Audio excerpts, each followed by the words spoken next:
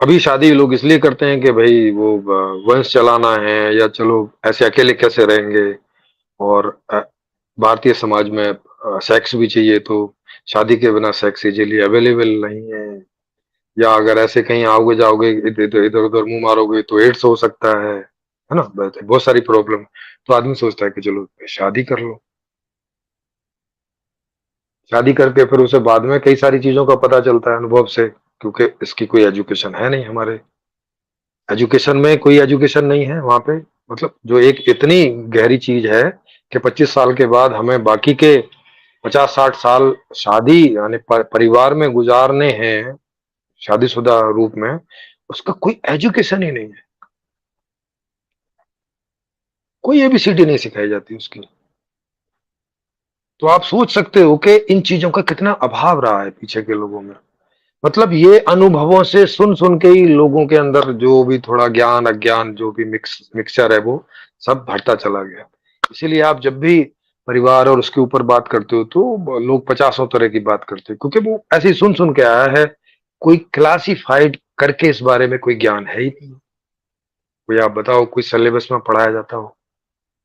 हाँ, नैतिकता जरूर पढ़ाएंगे कि झूठ नहीं बोलो, सच बोलो, ईमानदारी से करो। ये नहीं बता रहे कि भाई काहे के लिए परिवार है, क्यों बसाना चाहते हैं परिवार, उससे क्या होता है। और परिवार में ऐसे ऐसे भी चीजें आती हैं, झंझटें आती हैं। पहले से एक खाका हुआ आदमी के जीवन में तो आसानी से वो थोड़ा सा अच्छे से डिसाइड कर ले, करना है नहीं करना है। अभी तो ऐसा होता है कि क्या बोलते हैं कि शादी का लड्डू है, जो खाए वो पछता है, जो ना खाए वो पछता है। मतलब दोनों को ही पछताना है, ऐसा लड्डू बना रखा है। क्योंकि पहले से कुछ स्पष्ट नहीं है, नहीं खाया तो ऐसा लगता है कि पता नहीं ये जितने शादी करके लोग रह रहे हैं जाने क्या लड्डू खा रहे हैं। क्योंकि उसको स्पष्ट ही नहीं होता, क्योंकि परिवार की बातें छुपी रहती हैं। एक परिवार अपनी कोई भी बातें दूसरों को बताता नहीं, है ना। कोई वहां प्रॉब्लम हो जाए, कुछ हो जाए तो उसे दबा के रखते हैं, कहीं बेइज्जती ना हो जाए पड़ोस में। तो ऐसी चीजों को शेयर नहीं करते, साझा नहीं करते। ये तो मेरी व्यक्तिगत इंफॉर्मेशन है ना। उसका कानून भी बनाया हुआ है कि व्यक्तिगत इंफॉर्मेशन को बिना किसी की परमिशन के आप कहीं शेयर नहीं कर सकते, नहीं तो कोर्ट केस हो जाएगा। ये नहीं सोच रहे कि भाई जिस चीज को जितना रहस्य बना के रखोगे उसके ज्ञान से भी उतना दूर रहोगे। रहस्य का मतलब ही होता है अज्ञान, है ना। डिस्कवर क्या होती है? डिस्कवरी, डिस्कवरी का मतलब होता है कि कवर। डिस्कवर माने कवर को बोलते हैं ढक्कन। कि एक एक बर्तन है जिस पे ढक्कन रखा हुआ है। अब जब तक ये ढक्कन ना हटे तो पता नहीं चलेगा कि इसके अंदर क्या है। तो जब तक ढक्कन रखा है तो ये बात रहस्य रहती है, माने अज्ञान रहता है। तब तक पता नहीं चलता कि बर्तन में खाली है क्या नहीं है। इसलिए डिस्कवर करना पड़ता है, तब जाके ज्ञान होता है, अच्छा ये है या ये नहीं है।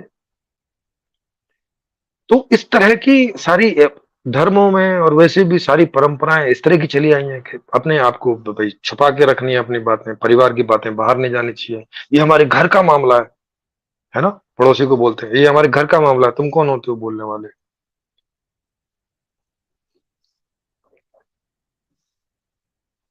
तो मतलब वो ऐसे सब तभी दबी दबी छुपी छुपी चलती रहती है। किसी को ज्ञान ही नहीं हो, पता ही नहीं चलता है भाई दुनिया में क्या समस्या चल रही है पारिवारिक तल पे। सब अपने अपने ऐसे क्या बोलते हैं वो कूप मंडूक की तरह के, कुएं के मेंढक की तरह अपने अपने हिसाब से सोचते समझते रहते हैं परिवार।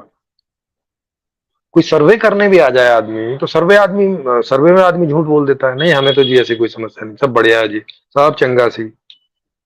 वो पता चला जैसे ही वो पूछ के गया, अभी पूछ के ही गया और जूता बज रहा है घर में आपस में। तो ये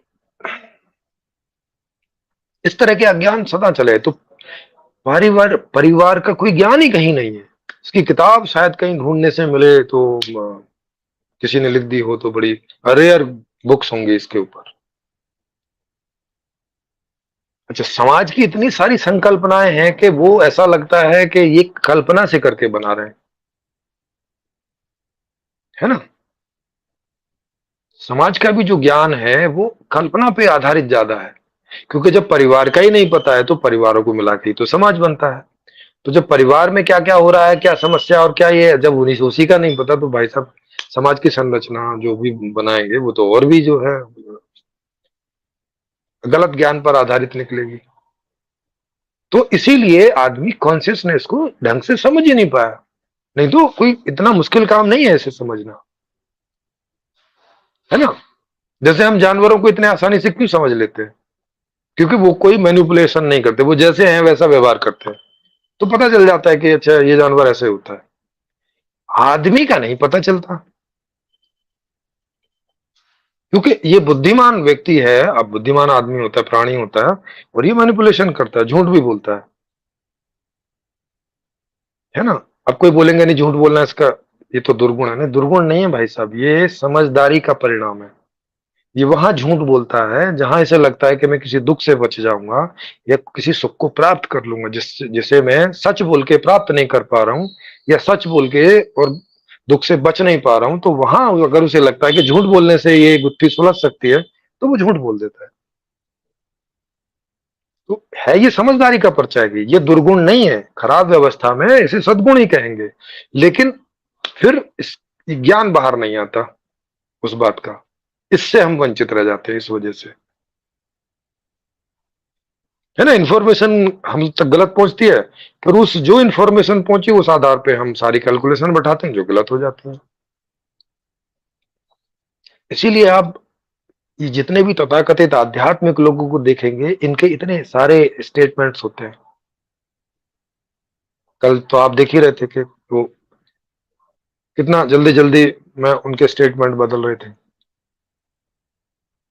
और यहाँ आप देखते ही हैं जितने भी सब आध्यात्मिकता पे लोग लेके आते हैं, तो उनके स्टेटमेंट जो हैं वो कितने गलत और कितने सब ऐसे द्वंद टाइप के खड़े होने लगते, कोई क्लैरिटी नहीं आती उसमें निकलती। क्यों नहीं आती? क्योंकि कैसे आएगी? क्योंकि वो ज्यादातर लोगों को बाहर से देख रहे हैं, अपने आप को देख के बात करते नहीं है। क्योंकि अपने आप को करें तो कम से कम अपने आप का तो पता ही रहता है सारा।